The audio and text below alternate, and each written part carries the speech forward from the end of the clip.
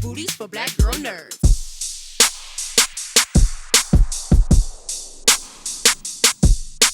So, Aunjanue, my heart just broke for Hattie in this whole story.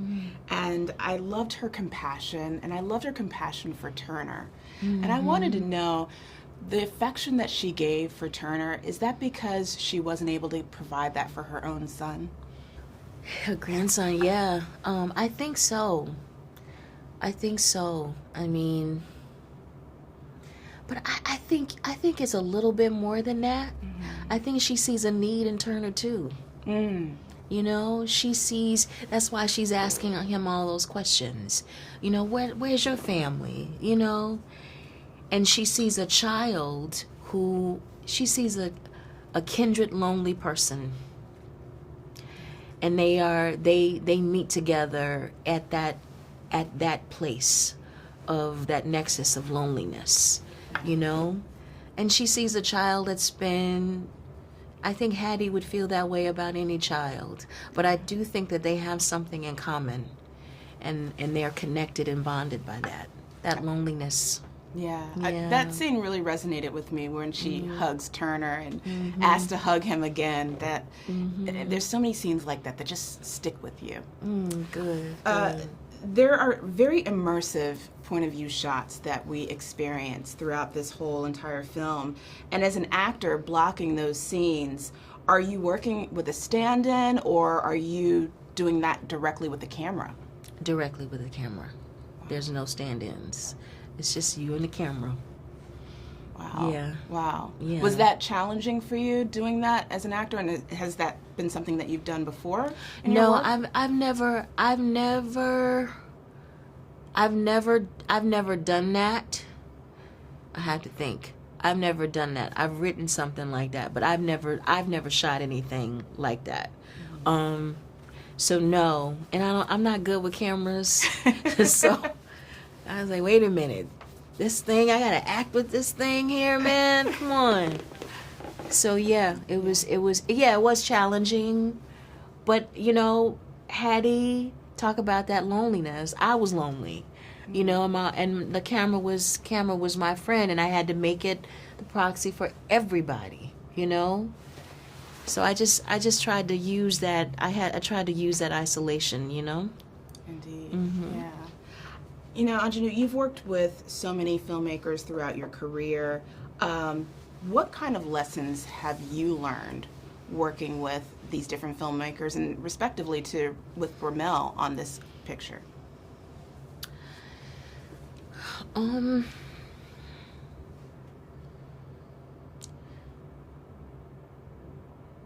Yeah, I want to talk about Ramell. I want to talk about Ramell because, you know, Ramell has Ramell wants to do something with film and with films and with cameras particularly. He is saying there is something wrong with how we look at black people, with how we look, how the work that the camera does to objectify black folks. Like there's a problem with that. So we've kind of never heard, well, I'm sure we have, but I've never worked, you asked me what I learned from him. Yeah. I've never worked with a director who wants to critique the camera itself. The very thing that he needs to do in order to tell the story. He even talks about how healthy is it, how healthy is photography, how healthy is filmmaking, that we are seeking to capture something in a moment when that moment does not fully say what that person is experiencing. Imagine that amplified when the person that's the object or the subject, essentially the object, when they are supposed to be the subject, they become the object. When it's a black person, right? When so much of us has been stripped away, blah, blah, blah. What does that mean? That's the kind of work that he is doing. And every time I do a Q&A, like tomorrow, I'm going to learn something else from Ramell Ross. And we have learned so much through watching this film, and it was beautifully well done, and your performance was stunning. So thank you so much for taking the time to speak to Black Girl Nerds. Oh, my I appreciate pleasure. the conversation. Always, it's always a pleasure to talk to y'all. Always. Thank you. So Brandon, I want to start with you. Were you familiar with the book Nickel Boys, and how did you actually get attached to the film?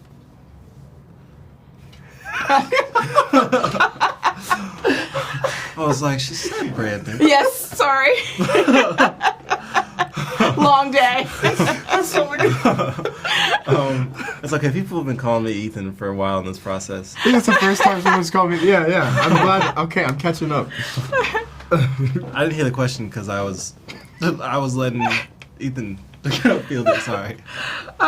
Were you familiar with the book Nickel Boys, and how did you get attached to this film? I was not familiar with the book. I got attached I got an email, and I did a self-tape, and I did a Zoom call back, and I did 2 chemistry reads, and then I got a phone call. Here we are. You are. Ethan, interacting with one another through these really dynamic point of view shots was really compelling for me to watch.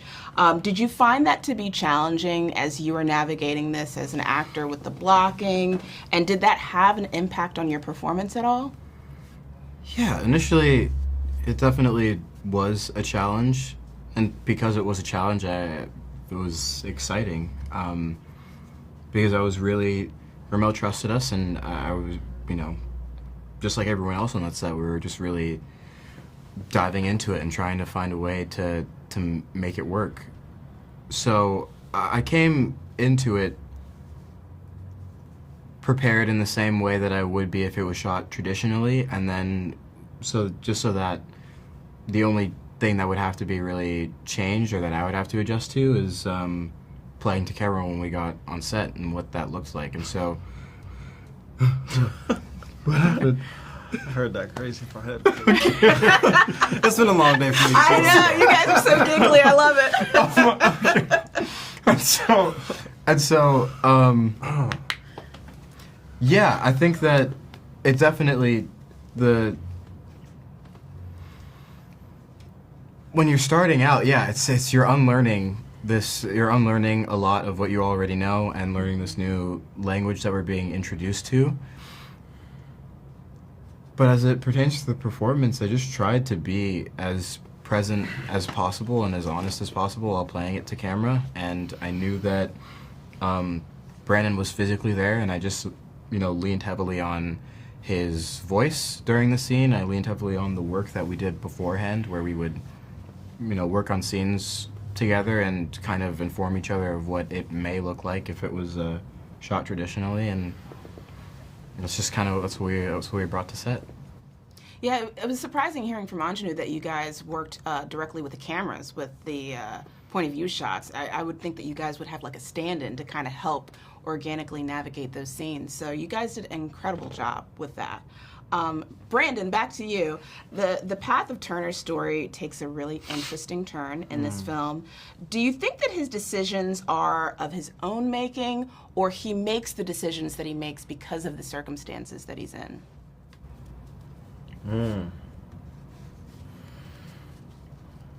I'd say that's a whole different philosophy question. But I think it'd have to be he's making the decisions because of the circumstances he's in, because how else would he have to be faced with these decisions? Yeah, I think. Yeah, that one goes like this. Yeah. Because then you have to question free will and stuff, and you're like.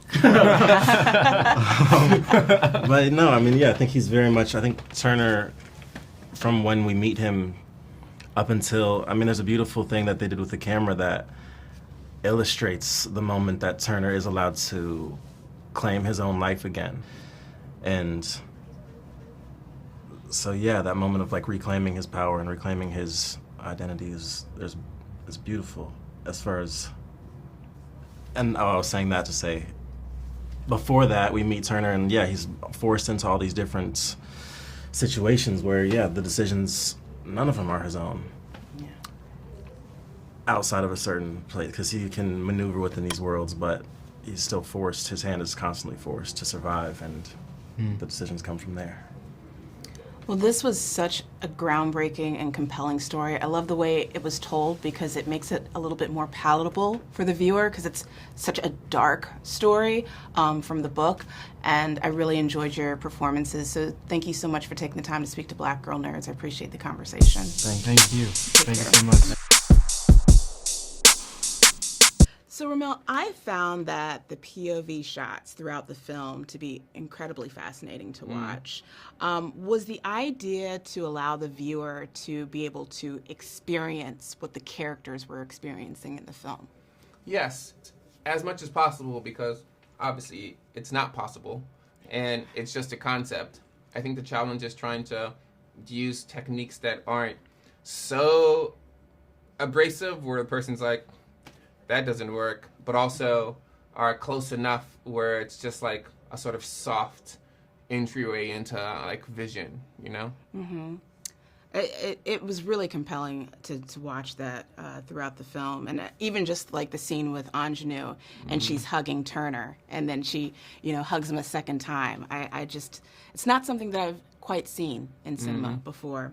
And this movie is also very intentional, focusing on very small details like the pores of someone's skin, and then that scene with the magnet on the refrigerator where it's slowly slipping.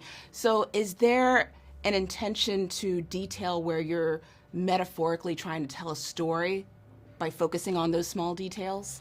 Yes, because one thing that's interesting to me about the world is, and I think it comes through my relationship between superstition. It's like, if you don't know if it's bad luck to pick up a penny when it's tails, is it bad luck if you do it? Like the way that things are metaphor and not metaphor, depending on your ability to recognize metaphor, That's to me what it's like to be a person of color, where you're like, you have this second narrative that's going on. You wonder if something is racial, but is it? It's not racial, but is it? I don't know. Like, do I know too much? Am I reading too much into things? And like images can hold that complexity.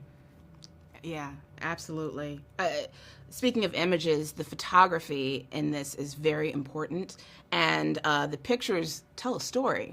What kind of story are you trying to tell with the cinematography in this film? Because one of the things that I noticed too is that the shots hold for a very significant amount of time on various different scenes and frames. So are you trying to tell a story within a story with this cinematography?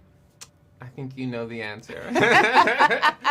Yeah, definitely. And it goes back to the plurality of the image that I'm talking about. I'd like for the images to be both metaphoric and symbolic and experiential, and for all of those to be doing a dance. And you can pick up on each one when you want, but you just have to know that it's only there because you recognize it. It's not there otherwise. And you, because I saw this great film, the same cinematographer who did All Dirt Road's Taste of Salt. So did you look to that film as sort of an inspiration towards the cinematography for this film? How was your relationship with your cinematographer in this? Yeah, I had a great relationship with Jomo. I didn't see that film until I think 3 months ago. Yeah, Jomo is like just a deeply talented image maker. Our conversations were kind of the most vital part of the collaboration before we actually started to do the shot list and execute the images on the day. Man, I just really appreciate that guy. It's very rare that I think you find a collaborator that feels as much like family as Jomo already does. Yeah, this film was just very poetic, just so intentional. I love the way it was framed. I love the way it was shot. I love the performances. You did an incredible job. By the way, congratulations on your Breakthrough Director Award at SCAD. Oh, thank you. And thank you so much for taking the time to speak to Black Girl Nerds. I really appreciate the conversation. No, I appreciate it. And, shout out to Black Girl Nerds,